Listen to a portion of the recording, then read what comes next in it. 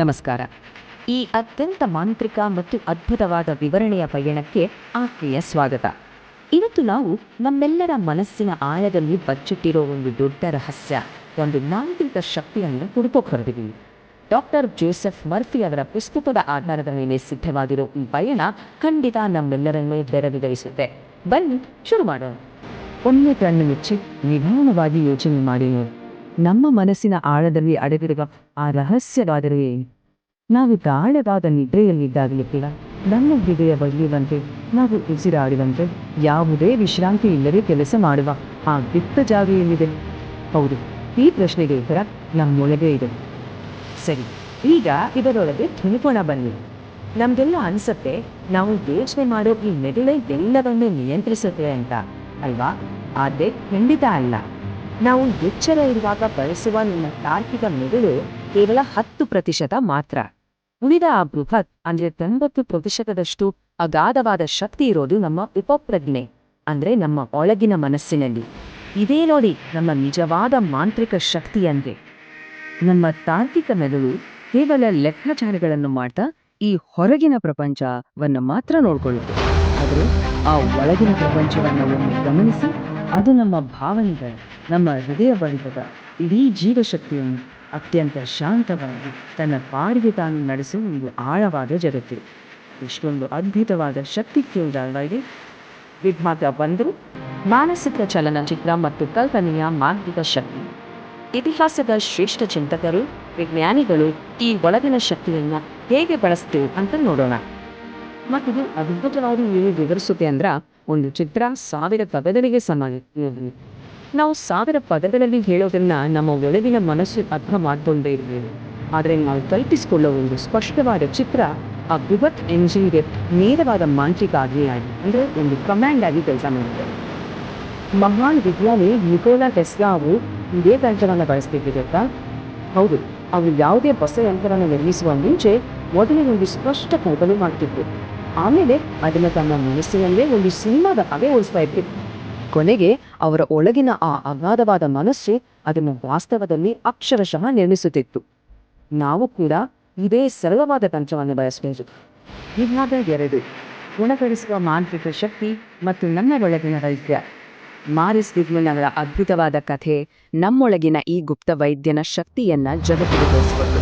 ಹೌದು, ಮನಸ್ಸೇ ಪ್ರಪಂಚದ ಅತ್ಯುತ್ತಮ ವೈದ್ಯ. ನಾವು ಸಕಾರಾತ್ಮಕ ಆಲೋಚನೆ ಮತ್ತು ನಂಬಿಕೆಯನ್ನು ಇಟ್ಕೊಂಡಾಗ ನಮ್ಮೊಳಗಿನ ಮನಸ್ಸು ನಮ್ಮ ದೇಹದ ಪ್ರತಿಯೊಂದು ಕಣಕ್ಕೂ ಸಂದೇಶ ಕಳಿಸಿ ನೋವನ್ನು ಮರೆಸಿ ನೈಸರ್ಗಿಕವಾಗಿ ನಮ್ಮನ್ನು ಗುಣಪಡಿಸಲು ಶುರು ಮಾಡುತ್ತೆ. ವಿಭಾಗ 3: ಮಾಂತ್ರಿಕ ಪದಗಳು. ನಿದ್ದೆ ಬರುವ ಮುನ್ನ ನಾವು ಹೇಳುವ ವಾಕ್ಯಗಳೇ.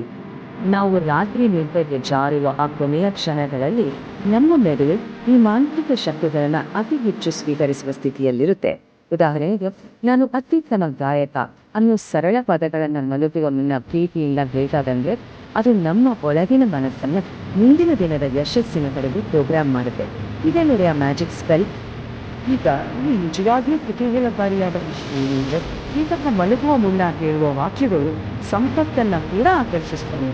ನಾನು ಪ್ರಪಂಚದ ಅತಿ ಶ್ರೀಮಂತ ವ್ಯಕ್ತಿ, ನಾನು ಯಶಸ್ವಿಯಾಗುತ್ತಿದ್ದೇನೆ ಅಂತ ಪದೇ ಪದೇ ಹೇಳ್ಕೊಳ್ಳೋದ್ರಿಂದ ಆ ಯಶಸ್ಸಿನ ವಾಸ್ತವಕ್ಕೆ ಬರೋದಕ್ಕೆ ನಮ್ಮ ಒಳಗಿನ ಮನಸ್ಸು ನಮ್ಮ ನಿಷ್ಠಾವಂತ ಸ್ನೇಹಿತನಲ್ಲಿ ಒಂದು ಮ್ಯಾಜಿಕ್ ಪಾರ್ಟ್ನರ್ ಆಗಿ ಬದಲಾಗುತ್ತೆ.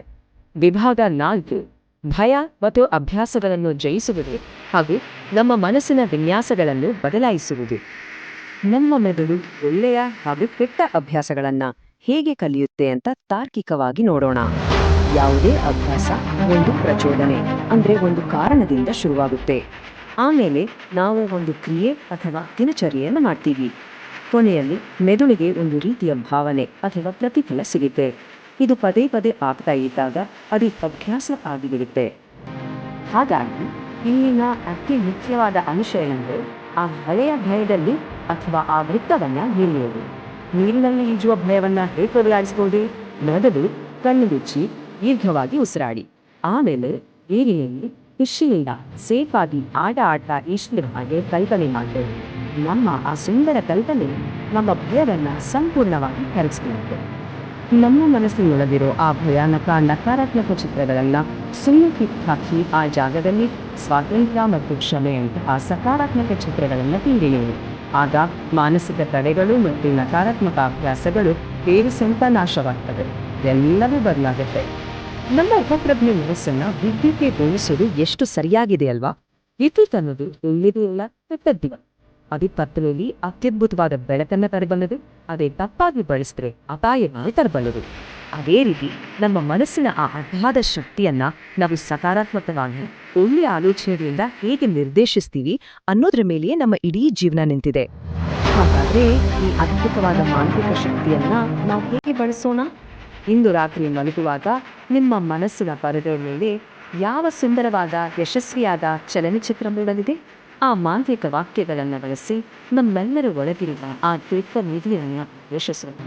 ಈ ಅದ್ಭುತ ಪಯಣ ನಿಮಗೆಲ್ಲರಿಗೂ ಖುಷಿ ಕೊಟ್ಟಿದೆ ಅಂತ ಭಾವಿಸ್ತೇನೆ. ಮುಂದೆ ಮತ್ತಷ್ಟು ಪಡೆಯೋಣ.